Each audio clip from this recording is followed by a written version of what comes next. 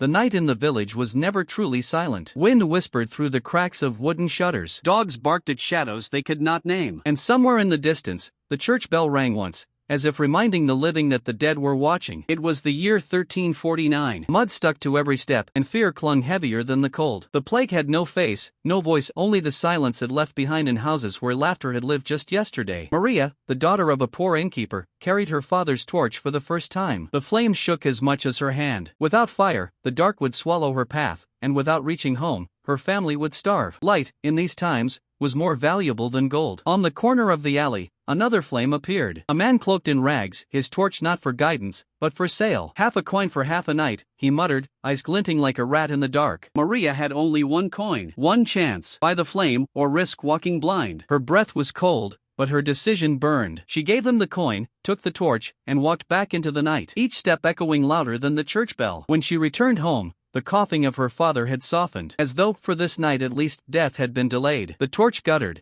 but it had done its work. Tomorrow, she would need another. And tomorrow, the dark would wait, hungrier still. The frontier was never quiet. Even when the wind died down, even when the coyotes stopped their song, the silence itself carried a weight, as if the land was waiting for something terrible to happen. It was 1873, somewhere between Abilene and nowhere. The sun had been gone for hours, but the heat still lingered in the sand. The night air was sharp, dry, and filled with dust that clung to your teeth when you breathed. Out here, water was a promise, trust was a gamble, and life was the cheapest thing you could spend. Jack Calder had ridden through 3 counties with nothing but a borrowed horse and an old revolver. The horse was tired. Jack was hungrier than he'd ever admit. And in his pocket an envelope sealed with wax, heavy with a weight that was more than paper. That envelope was worth more than his life. And every outlaw west of the Mississippi seemed to know it. Minute 2 to 3, the setup.